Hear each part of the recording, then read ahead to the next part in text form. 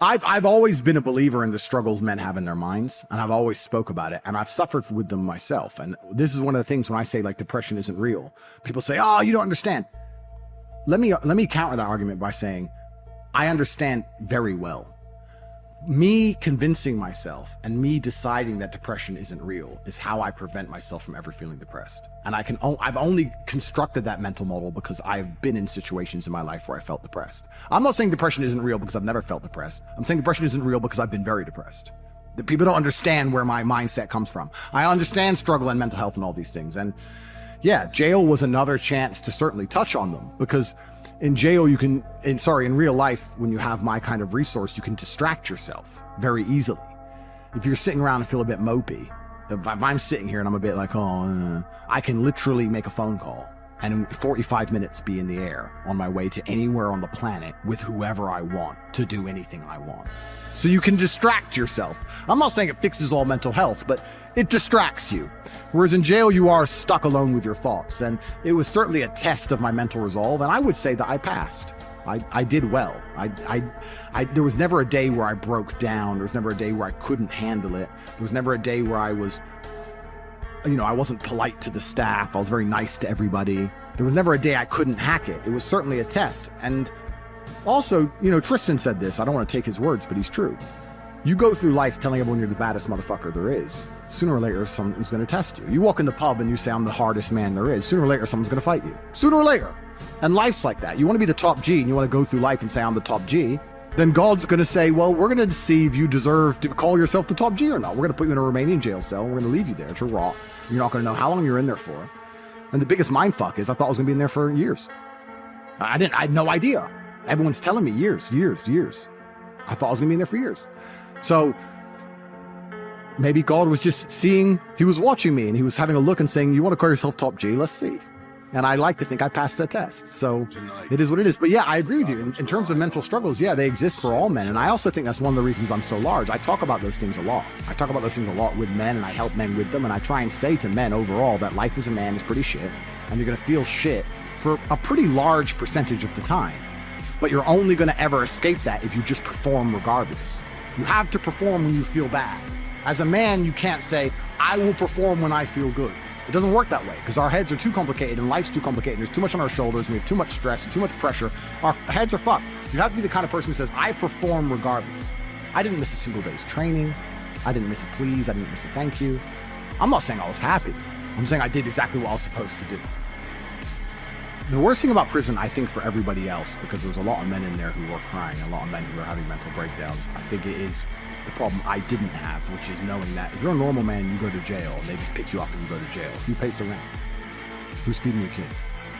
Who's your wife sleeping with? Life gets hard for all the external things you could no longer control, things that were your responsibility. I was lucky I didn't have those problems, and when I spoke to people, most people's issues were things that were happening on the outside, and I felt really good knowing that my life is set up in a way where even if I'm plucked from it, it operates. And I set that up because I thought they were going to kill me. Even to this day, if they shoot me right now, everyone around, everything would be okay. I don't have to exist for my life to function. So that was fantastic about jail. The worst thing about jail, I mean, the cockroaches started off really bad, but after a few days, it's amazing how quickly you get used to cockroaches just in your bed. You're just like, just kick them out the way. That was kind of bad. But not knowing when I'm going to get out, that was bad. Having my name slandered all around the world, that was bad. Not knowing how people are reacting to it. Like my first month in jail, I didn't know if people believed this garbage or not. I had no access to the internet. I didn't see anything. There was a lot about it that was hard. But I have to believe it's going to make me a better person. Why else did I go? What did I go for? To waste 3 months? To stare at a wall for 3 months? Is that why I went to jail? No, I must have gone to jail to become a better person. I must have learned something. I have to self-analyze and find the lessons and pick it out. And I think a lot of people don't do that with all the bad situations in their life. Regardless of whether you went to jail or a woman left you or your business failed, whatever it is, you need to analyze the entire situation and say, okay, what can I learn? There's a big pile of shit here, but there must be a little bit of gold inside. So I've just tried to look at it as a massive learning experience, and perhaps that's a coping mechanism, but I've found a lot of lessons which I'm implementing, and there's a very strong chance they're going to put me back. Not because I'm guilty, because I haven't done anything wrong, but because I'm currently in the middle of a judicial system. I'm in the judicial system of a country. I don't truly understand the language. I don't understand the judicial system. I don't understand the charges against me. I don't understand how any of this can be legal. I don't understand where it's come from. I don't understand the evidence they believe they have. And here I am stuck in this process, and who knows how it's going to end. There are moments in your life that you feel overwhelmed by life, by people, by your own circumstances, by struggles. We all get knocked down in every aspect of life. Life has a way of humbling you. Life will make you shut up. Life will mute you. You're gonna feel awkward and stupid and dumb sometimes. At times you won't want to come out the house. At times you'll be feeling bad and don't know why. What's wrong? I don't know. Just leave me alone. You will cry. You're gonna fail, and you're gonna be in your head. You're gonna be saying, I'm not good enough. But it's okay.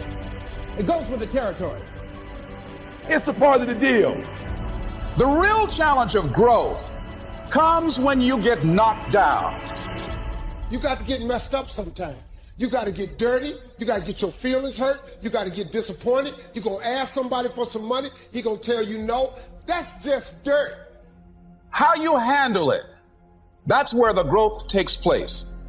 You want to take responsibility for your life. I got me here, I can get me out of this. If somebody came and knocked you down, there ain't nothing you can do about it. But if I come back a week later and you're still on the ground, we got a problem. You can decide that you're going to change, that you're not going to be a wimp.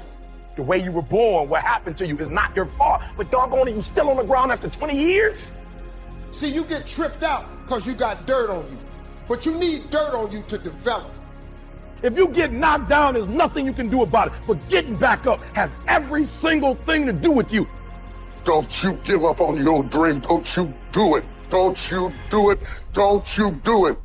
See, you get mad when haters come your way. You get mad because you get a setback. You get mad because they talking about you. That's dirt. You are not the only person that's been through a divorce, boo. Get over it. You're not the first one they let go of. You won't be the last one. The question is, what you gonna do about it? I'm not going to be a volunteer victim. You can decide that you're going to stand up to life.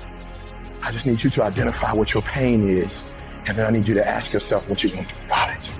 And maybe you've been knocked down in your life and it seems like, hey, the fight is over. It is not over unless you quit.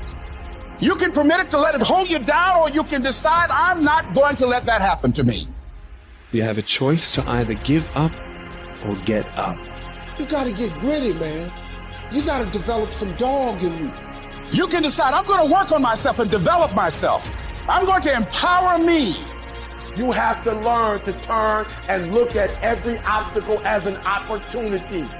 I will not give up. Every time I get knocked down, I will get back up and I will succeed.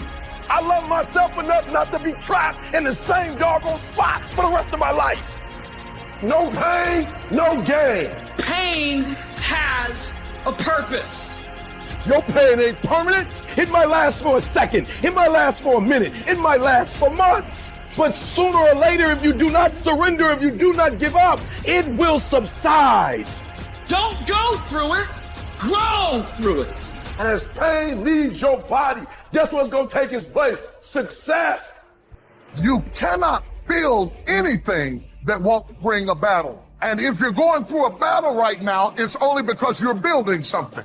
Stop running from your pain and embrace your pain. What will you do with your pain? Will you let it break you, or will you let it redefine you? Your pain is going to be a part of your prize. I challenge you to push yourself.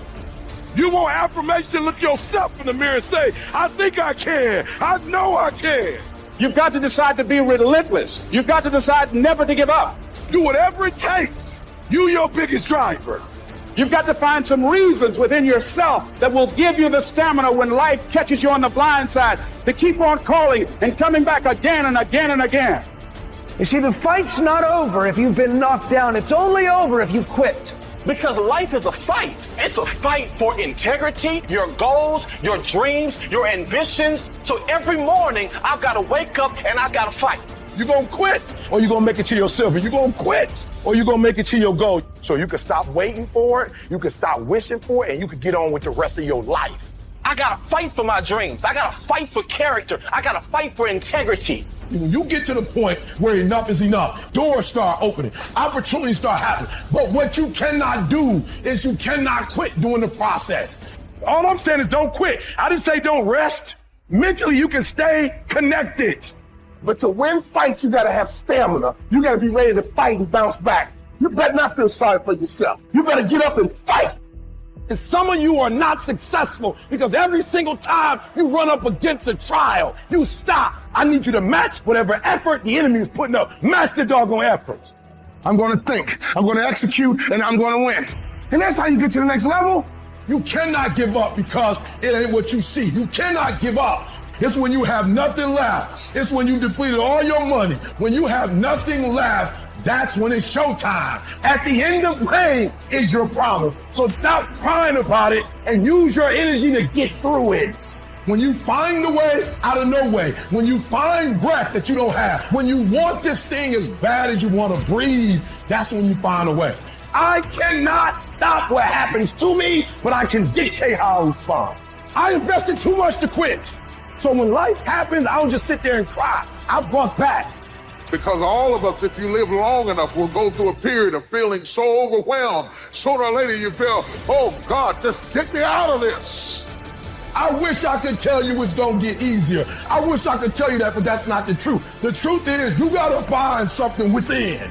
Life's gonna whip your butt. Life is gonna bully you. Stop crying, let it hit you, but don't let it punk you.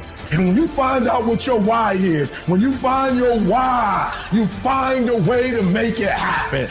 And I'm telling you right now, don't give up, don't give in, get through it. I don't care if you're sick, I don't care what you're going through. If you're not dead, he ain't through with you yet. As long as there's breath in your nostrils, you still in the game.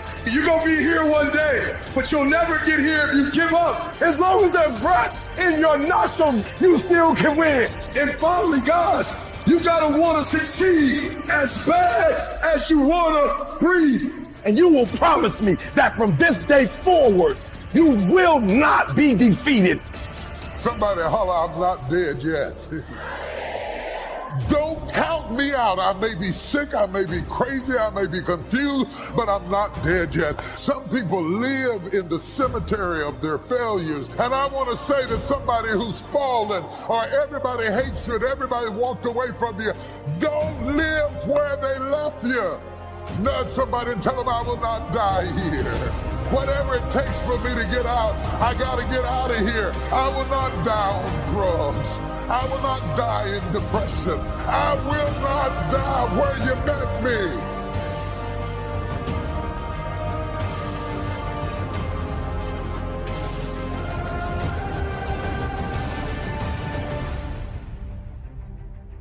Number one motivating thing for me, and I'm just being honest, was I was sick and tired of being poor. My mother was poor, my father was poor, my brothers and sisters were poor. I lived in a poor neighborhood, we lived in a poor house. And I would see, like at Christmas time, my father would put us in the car and take us out to the suburbs to see the Christmas lights. And I would see these big houses, man. I told my father, I said, Dad, I said, why don't we get one of these houses? He said, boy, I ain't got no money for this kind of house. He said, but if you work hard, you can make some money, you can buy you one of these houses. My motivation was to buy a big house so I could put up Christmas lights. And I always dreamed of buying my mother and father a real house. And before they died, I was able to do all of that. You have to find a dream that's so big that it overwhelms all of your fears and causes you to never give up. Always go to something bigger than yourself. I'm wondering if you've been defeated because you have been giving yourself wholly to something that was too small to hold you. Are you trying to take a bath in a bowl? Are you not guilty of immersing yourself into things that were too small to hold your vision? Why you keep imagining buying a house Why do you keep imagining getting rich one day? Why do you keep imagining that? Because God is talking to you. You got to start believing in your imagination.